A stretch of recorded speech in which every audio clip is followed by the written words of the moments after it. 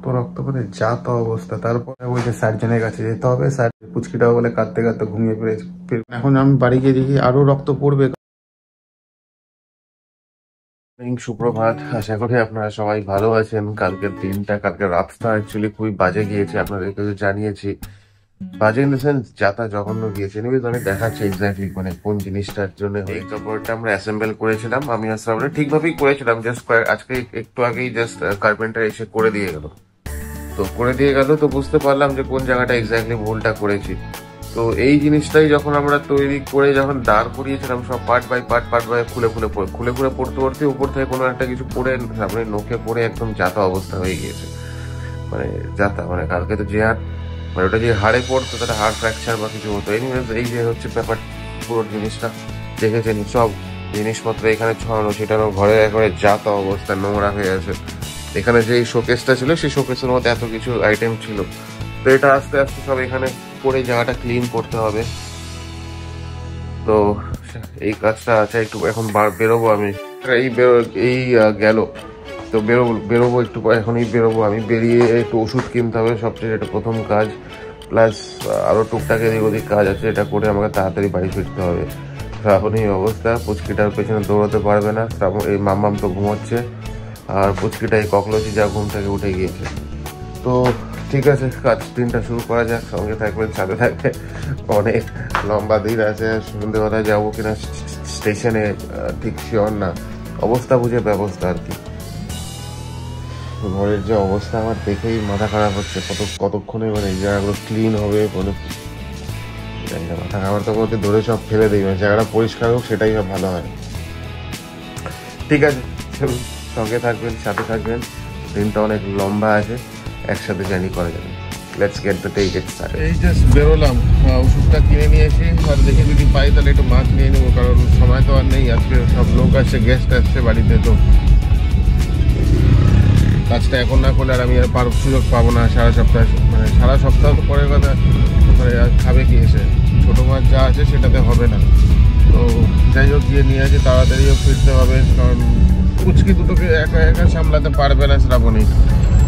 আর ও একটু প্যানিক করে আছে, স্বাভাবিক। এখন এতগুলো রক্ত বেরিয়েছে কালকে, মানে দেখলে বোঝা যেত, প্রচুর ব্লিডিং হয়েছিল কালকে। তো ওটা দেখে একটু প্যানিক করে গিয়েছিল। স্বাভাবিক, প্যানিক করাটাই স্বাভাবিক। এনিওয়েজ যাই ঝটপট গিয়ে কাজটা সেরে নিই।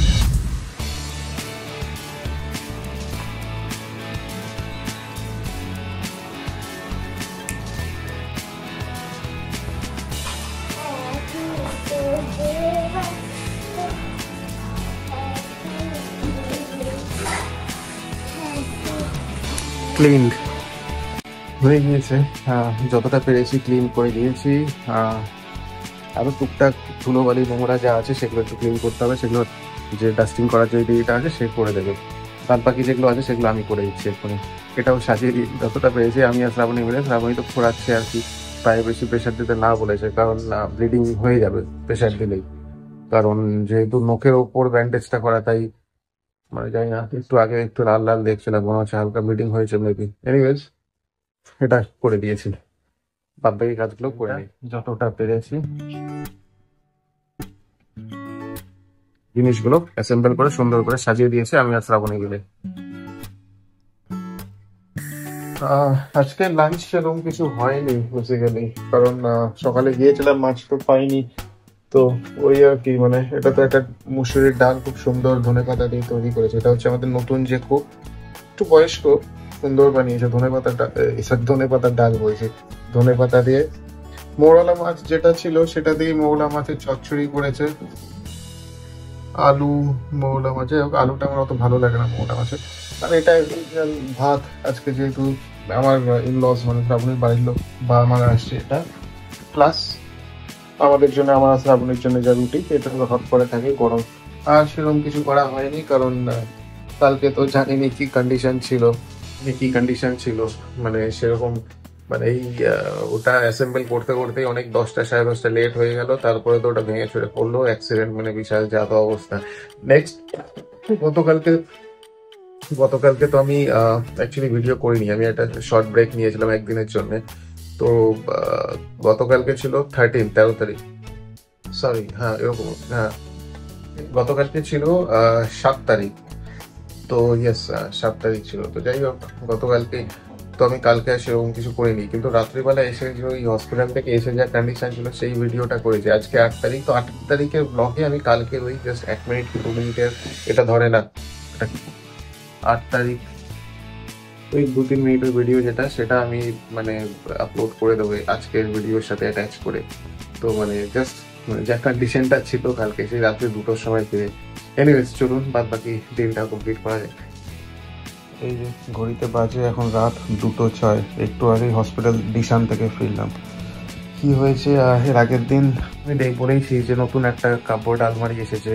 তো যাই হোক সেটা মানে আমি আর শ্রাবণী মিলে আজকে কি হলো, সন্ধ্যের থেকে রাতের দিকে অনেকক্ষণ ধরে অ্যাসেম্বল করার চেষ্টা করতাম, এত কঠিন ছিল কিছুতেই হলো না।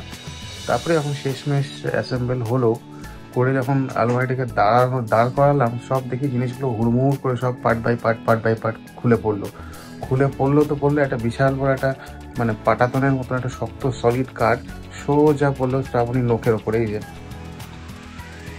এই নখের ওপর পড়লো, এইখানে নখটা ফেটে একদম চৌচির, তো রক্ত, এত রক্ত, রক্ত করে যা তা অবস্থা। তারপর কোনো রকমের মাম্মামকে আর পুচকিটাকে দুজনকে মাসিমার ঘরে দিয়ে এলাম, গিয়ে সোজা চলে গেলাম ডিশানে, কারণ এত রক্ত এখন স্টিচ করতে হবে কি না কি ব্যাপার না ব্যাপার আমিও বুঝতে পারছি না। ইনফ্যাক্ট আমিও ঘাবড়ে গিয়েছিলাম, ছোটোখাটো একটা হলে হাত ফাট কাটলে রক্ত বেরোয়, কেঁপে এত রক্ত বেরোচ্ছে মানে ফ্লোর আমাদের যেহেতু মার্বেল একদম লাল হয়ে গিয়েছে, এতটা ব্লিডিং হয়েছে। সেই বিছানায় গেলাম, বিছানায় গিয়ে ওখানে সেই অ্যাজ ইউজুয়াল রক্ত পরীক্ষা করলো, সুগার টেস্ট হ্যানা ত্যানা, ওরা তো সেই আবার অক্সিমিটার লাগিয়ে দিয়ে পুরো একেবারে ফুল স্ক্যান ফ্যান করে তারপর স্টিচ করতে হয়নি। স্টিচটা আমি ভেবেছিলাম যে স্টিচ করতে হবে, স্টিচ করতে হয়নি কারণ যেহেতু নখটা ফেটে মানে নখটা দুটো টুকরো হয়ে গেছে, কিন্তু লেগে আছে নখের ওপর, মানে পায়ের আঙুলের মধ্যে লেগে আছে। তার নখের ভেতরে যেহেতু নখটা উপরে পড়ে যায়নি, তাই স্টিচ করার তো কোনো জায়গা নেই। তো যাই হোক, আমাকে তো বললো যে আবার 5 তারিখ মানে 5 দিন 6 দিন পর যেতে, 5-6 দিন পর গিয়ে দেখতে কি আছে না আছে ভেতরে স্টেটাস, তারপর আবার না ড্রেসিং করে দেবে, যেহেতু স্টিচ করতে পারবে না তার জন্য আবার ওই 5-6 দিন পর আবার ড্রেসিং করে দেবে যতদিন না শুকোচ্ছে। ড্রেসিং করার পর তারপরে ওই যে সার্জনের কাছে যেতে হবে, সার্জনের কাছে গিয়ে একটা ওটি করতে হবে যেখানে নখটাকে তুলে ফেলতে হবে, না হলে কি বললো সেফটিক বা হ্যানা তেনা XYZ কিছু হয়ে যেতে পারে, যেটা আবার ফিউচারে অনেক প্রবলেম হতে পারে। মানে কি বলবো, মানে আজকে দিনটাই খারাপ। মানে দিনটা প্রথম থেকেই টুকটাক চলছিল, কিন্তু এরকম তো কখনো হয়নি যে এতটা, কি বলবো, ফিরতে ফিরতে এই 2টো হয়ে গেল। মাম্মামকেও খাইয়ে দিয়েছে বললো মাসিমা, কিন্তু সেরকম খায়নি, কারণ আমি তো জানি মাম্মাম সেরকম খায় না, মাম্মামকে খাওয়াতে গেলে ঘন্টা 2-3 লেগে যায়। তো যাই হোক, আমি যখন আসি তখন 2টো বাজে, দুজনে ঘুমিয়ে পড়েছে, পুচকিটাও বলে কাঁদতে কাঁদতে ঘুমিয়ে পড়েছে। মাসিমাকে যদিও দুধ দিয়ে গিয়েছিলাম, 2 বোতল দুধের বোতল দিয়েছিলাম, কিন্তু জানি ও এখন বেশি দুধ খেতে চায় না, ওর একটা ভাতের খিদে, মানে ভাতের কান্না, কাঁদতে কাঁদতে ঘুমিয়ে পড়েছে। তো যাই হোক, দুজনেই ঘুমিয়ে পড়েছে, এখন আর কাউকে ডাকবো না এত রাতে, উঠে আর খাবে না, মানে মাম্মাম তো আর খাবেই না, গভীর ঘুম, পুচকিটাও এখন গভীর ঘুম খাবে না। তো আর আমরা কি করবো এখন, যাই হোক মানে খুবই বাজে কন্ডিশন, পুরো দিনটা শেষটা একদম খুবই বাজে গিয়েছে, মানে এইভাবে যে দিনটা শেষ হবে বুঝতে পারিনি। মানে বলতে গেলে একটা বিশাল বড় ফাড়া থেকে বেঁচে গিয়েছি, বিশাল বিভৎস বড় একটা ফাড়া। এটাই যদি নখের ওপর না পড়ে যেত আর একটু কোনো হাড়ের ওপর পড়তো, ফ্র্যাকচার হয়ে যেত। ফ্র্যাকচার হয়ে যাওয়া মানে প্লাস্টার করা হ্যানা ত্যানা, মানে আরো যাচ্ছা তাই কন্ডিশন। তারপরে তো এখন, হ্যাঁ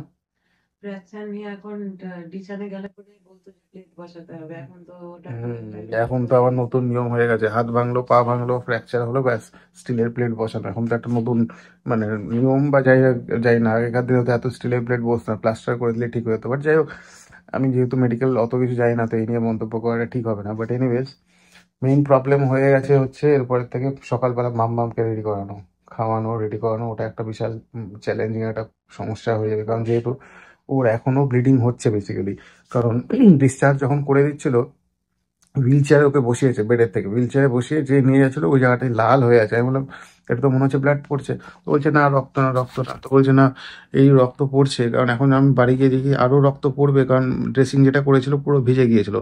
আবার যদি বাড়ি গিয়ে দেখি যে ড্রেসিংটা পুরো ভিজে গিয়েছে, লাল হয়ে গেছে, তাহলে তো আমাকে আবার আসতে হবে, সেটা তো সম্ভব না। ঘন্টার পর ঘন্টা 2-3 ঘন্টা আমার ওখানেই চলে গিয়েছে। আর বারে বার আমি বলে যাচ্ছি ওদেরকে যে বাড়িতে দুটো বাচ্চা আছে, তাড়াতাড়ি করো, কে কার কথা শুনে এত ঢিলে, মানে আমার তো বিরক্ত লেগে গেছিলো। ফার্মাসিতে ওষুধের লিস্ট দিয়েছে, ফার্মাসিতে গিয়ে আমি ওষুধের মানে আমার আগে একজনই ছিল, তো ব্যাস মানে আমি হচ্ছে সেকেন্ড।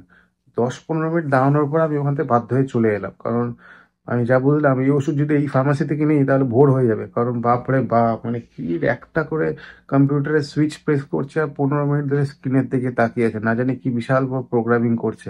ওরে বার যাই হোক, মানে বিরক্ত চোটে যাই হোক, কালকে সকালবেলা গিয়ে আমাকে ওষুধ নিয়ে আসতে হবে।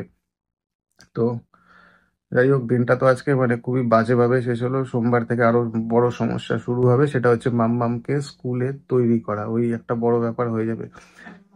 তুলে ব্রাশ ব্রাশ করিয়ে দিলে পরে তারপরে হচ্ছে খাওয়াটা তো আমি বসে বসে বসে বসে খাওয়া। এখন ওকে তো বলেছে যে পায়ের ওপর বেশি প্রেসার দিতে না, কারণ ব্লিডিংটা, বেশি প্রেসার দিলে ব্লিডিংটা হবে, কারণ যেখানটা কেটে গিয়েছে তার উপরে তো ব্যান্ডেজটা করতে পারছে না, কারণ তার উপরে নোকের উপরে ব্যান্ডেজটা হচ্ছে, তার জন্য একটু একটু করে ব্লিডিং হয়েই যাচ্ছে। সমস্যাটা ওইখানেই হয়ে গিয়েছে। এখন সোমবার থেকে দেখা যাক, একটা নতুন রুটিন ফলো করতে হবে, একটা চিন্তা ভাবনা করতে হবে কিভাবে মানে দিনগুলোকে প্ল্যান করা যায়। মানে জাস্ট ওই মাম্মামকে রেডি করানোটাই হচ্ছে ব্যাস, আর তো কিছু না। আর বাদ বাকিগুলো সবই আমি করে দিতে পারি এবং আমি করি, সেটাতে কোনো সমস্যা নেই। ওই ঘুম থেকে তুলে ব্রাশ করে রেডি করে খাইয়ে, ওটাই একটা বিশাল বড় চ্যালেঞ্জিং ব্যাপার। তো এনিওয়েজ দেখা যায়, এখন মানডে আসুক, মানডে এলে এখন একটা কিছু নতুন করে একটা কিছু চিন্তা ভাবনা করতে হবে কিভাবে কি করা যায় কি না করা যায়। শ্রাবণী তো এমনি প্যানিক হয়ে গিয়েছে, আমি ওকে বোঝাচ্ছি ঠিক আছে ঠিক আছে, কিছু হয়নি, হয়ে গেছে। আমারও একবার লকডাউনের টাইমে হয়ে গিয়েছিল, কেটে গিয়েছিল, তারপরে স্টিচ, সিঁড়ি থেকে পা পিছলে গিয়েছিল, তারপরে তো স্টিচ ফিচ করতে হয়েছিল। তো এনিওয়েজ 3টে বাজতে চললো প্রায়। ঠিক আছে, আজকে আর এখানে বেশি কিছু বলবো না, শুয়ে পড়ি, কারণ কালকে তো আবার আমার লজরা আসবে সন্ধ্যেবেলা। তো কালকে তো মনে হয় না স্টেশনে যাবে কি তুমি? যেতে তো পারি। তা মানে সেরকম যে খুব ব্যথা হচ্ছে তা না, নখের ওই জায়গাটা, এবার ব্লিডিংটা আমার, ওটাই হচ্ছে কথা, ব্লিডিংটা বন্ধ পুরোপুরি না হওয়া অব্দি একটা। যাই হোক, এখনো দেরি আছে, সন্ধ্যেবেলা ট্রেন আসবে সেই চিতপুর। তো এখন অবস্থা বুঝে ব্যবস্থা, যদি মনে হয় যে ও যেতে পারবে তাহলে যাব, যদি মনে হয় যে না যেতে পারবে না তাহলে যাব না, সেরকম তো কিছু নেই। যাই হোক, এখন অবস্থা বুঝে ব্যবস্থা, পুরোটাই সিচুয়েশনের উপর ডিপেন্ড করছে। তো যাই হোক, দেখা যাক মানডে থেকে কি হয় না হয়। সবাই রেডি হয়ে গিয়েছে, ওই যে শ্রাবণী, এই যে ককরোচ, আর মাম্মাম তো সাজগুজি শেষ হচ্ছে না, এই টাইম আছে। আচ্ছা আচ্ছা, মাম্মাম হয়ে গেছে শেষ, টাইম আছে 7:40-এর রাইট টাইম, তো ওই একটু পরে বেরোবো। 40 মিনিটের মধ্যে আশা করি ঢুকে যাবো, ডিপেন্ডিং অন ট্রাফিক। আশা করি সেরকম কোনো ট্রাফিক পাবো না সানডে যেহেতু, সেটা বললেও ভুল হবে। কবে বেরিয়ে যাই, রবিবারে তো ট্রাফিক থাকে। চেষ্টা তো করবো পৌঁছানোর আগে, মানে অ্যাটলিস্ট ট্রেন ঢোকার আগে পৌঁছে যাবে। স্বাভাবিক, এখন দেখা যাচ্ছে স্টেশন ট্রাফিক উপর ডিপেন্ড করছে। ঠিক আছে, বেরিয়ে যাচ্ছি, পরে আবার কথা হচ্ছে আপনাদের সাথে। এই হচ্ছে চিতপুর স্টেশন, সময়ের আগেই পৌঁছে গিয়েছে, থ্যাংক গড, সেরকম ট্রাফিক ছিল না। ট্রেন ঢুকে গিয়েছে কিন্তু এখনো তারা বেরোয়নি। তো যাই হোক, ওয়েট করছি, বেরোলেই পিক আপ করে বেরিয়ে পড়বো আমরা। জানি না এই ভিড়ে খুঁজবোই বাকি করে। ফিরতে ফিরতে তো অনেক লেট হয়ে গেল। তো ওই টুকটাক কিছু কেনার ছিল, কিনে কিনে ফিরতে ফিরতে একটু লেট হয়ে গিয়েছিল। লেট বলতে সেরকম কোনো লেট না। তো এনিওয়েজ, আগামী মানে আজকে তো বেসিক্যালি আজকে 12টার পর তো আমার শ্রাবণী অ্যানিভার্সারি, তো সেরকম কোনো তো কিছু করার প্ল্যান নেই, আর করবো না অবভিয়াসলি, কারণ একটা বছর তো এসব করার নিয়ম নেই, মানে জেনারেলি কাল ওষুধ চলছিল জন্যে। তো যাই হোক, সবাই সেফলি পৌঁছে গিয়েছে। দুজনের পুচকে দুটো খাওয়া হয়ে গিয়েছে, শ্রাবণীর মাই খাইয়েছে। শ্রাবণী এখন আপাতত একটু ইয়েতে, সন্ধ্যেবেলা মনে হচ্ছে ওই জায়গাটা ব্যান্ডেজ, ওই জায়গাটা একটু লাল লাল, মানে মেবি হয়তো হালকা ব্লিডিং হয়েছে কিনা আমি ঠিক জানি না। বাট যাই হোক, হোয়াটএভার, এই তো জাস্ট অনেক রাত হয়ে গিয়েছে, দুজনকে ঘুমিয়ে পড়েছে। তো ওই জাস্ট খেয়ে দিয়ে শুয়ে পড়বো। আর কালকে তো সেম সোমবার, মানে ডেলি রুটিন পড়ে যাবে। তো এনিওয়েজ, কাল আবার দেখা হবে সেম টাইম, স্টে টিউন। আজকের এখানেই থাকছি, সুস্থ থাকবেন, ভালো থাকবেন, গুড নাইট।